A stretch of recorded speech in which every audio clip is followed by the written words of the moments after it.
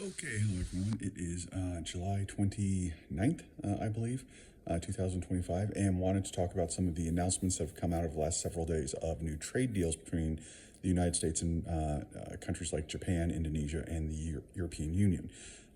What I've been trying to do is get my hands on the text of the agreements themselves, not the tweets, not the press releases or anything like that, but the actual contracts between the various countries.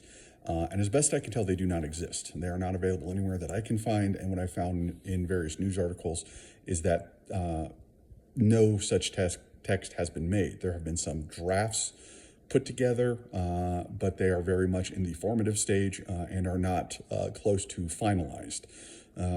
So it appears that these are at most handshake agreements. There are no actual real legally binding agreements.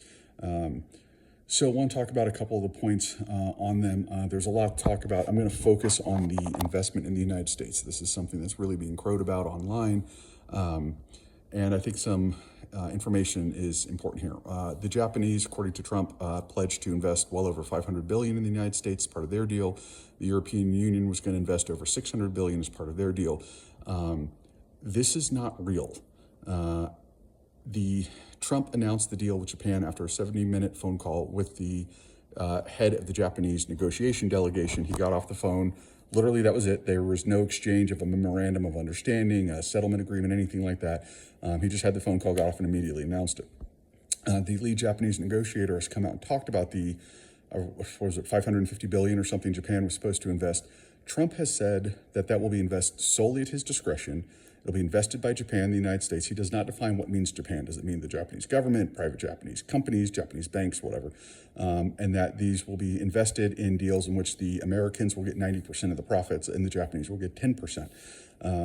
He also has not defined what means the Americans. Does that mean the American government will get it? Does that mean a private American corporation, American citizens, some combination thereof? I don't know. I don't think Trump does or anyone else does either. The Japanese chief negotiator has come out and said that what he meant by that, remember, this is strictly a verbal agreement, is that Japanese banks would lend 500 some odd billion dollars to Americans. He didn't even specify whether it be public, private, or otherwise. He said 1% to 2% would be actual investment, and the remainder would be just loans. He was very clear that the loans would be made at market rate interest, and the loans would be paid back with the market rate interest. As for the 90-10 split of profits, he addressed that too and said that that would not be the case. What would be the case is that the amount of profits would be based on how much money each party put in, how much risk each side took, what the interest rates were, so forth and so on. So basically what he's saying is there will be loans made and they will be made under normal market conditions and will be normal, essentially normal loans with all the various factors that go into lending in terms of who gets paid back what. Now, Japanese banks have been lending to American entities for several decades now, probably the 60s or 70s. So this is nothing new, which raises another question. Is this commitment, such that it is, supposed to be over and above what is already expected to be lent over the next few years? Or is this just simply counting what was going to happen anyway and saying, yeah, that's totally part of the agreement? So that brings us to the European Union. The European Union has said they're going to invest $600 billion into the United States. The European Union, Ursula von der Leyen put out her statement, and some EU representatives came out and said, well, we don't actually have any way to enforce this. This would have to be made by private European companies, and it would have to be made at their discretion and on their timetable because the EU can't actually make them do any of that. So this appears to be what is called in contractual terms illusory promise, meaning it's an illusion, it's not real. There are no terms of any kind in terms of what has to be invested in and how the profits will be broken down, and again, how it's counted. European companies have been investing in the United States for centuries. They will continue to invest in the United States. So if you say European companies are going to invest $600 billion, whether you have this deal or not, eventually they're going to invest another $600 billion. I have no idea what the timetable would be, but sooner or later you're going to hit that number. So would this be over and above that sort of ambient level of investment that was already anticipated over the next several years? Or is this just going to count what was already going to occur? No one knows.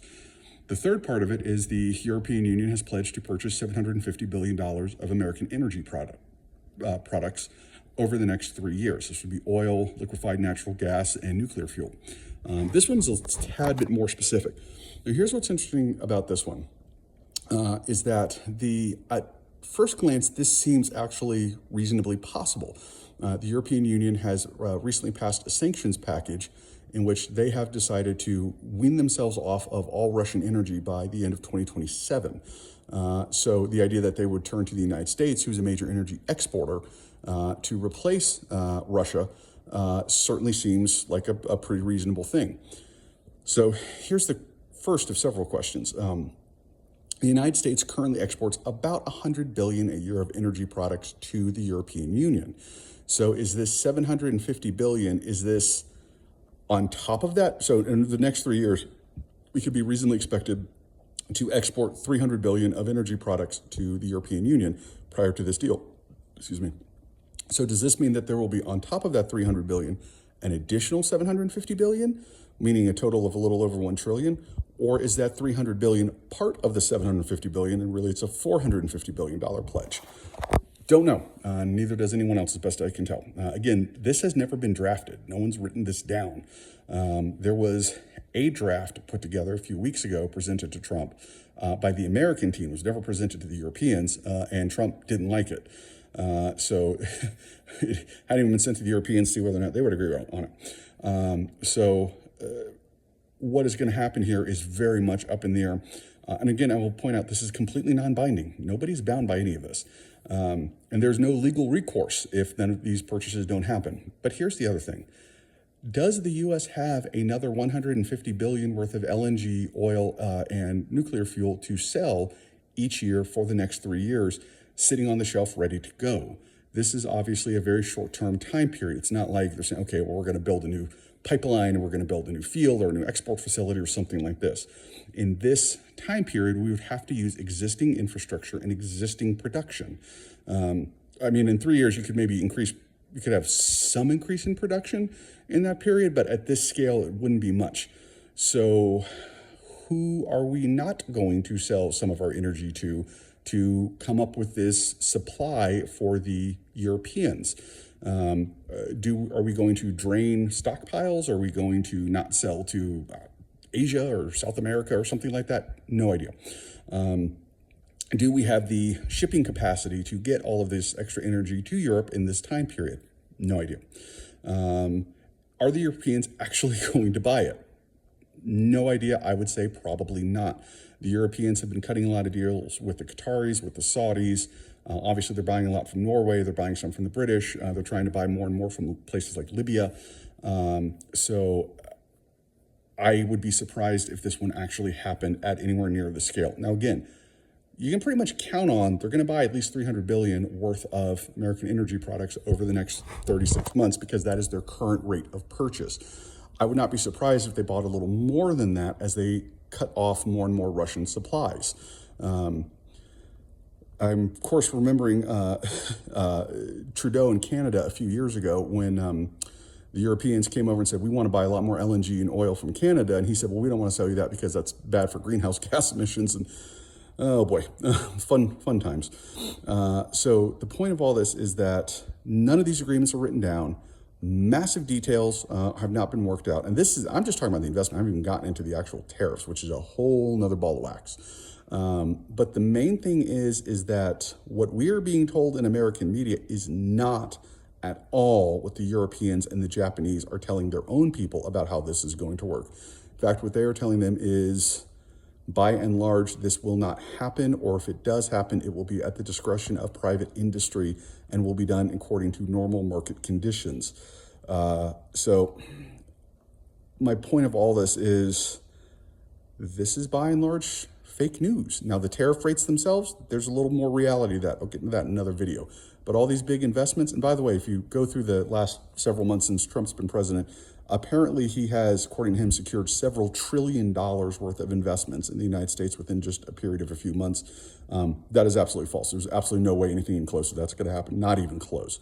The Saudis were very clear. They did it in their own internal media statements that they told Trump, he announced $600 billion Saudi investment in the United States.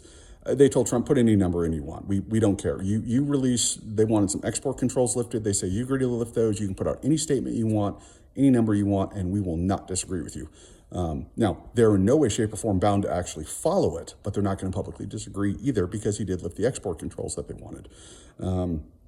So yeah, I hope this gives some context and some questions that are worth asking. But again, if you're expecting several trillion of foreign direct investment over the United States, in the United States, over and above what we would normally see in the next couple of years, that's going to be a long wait for a train that ain't coming. All right, bye-bye.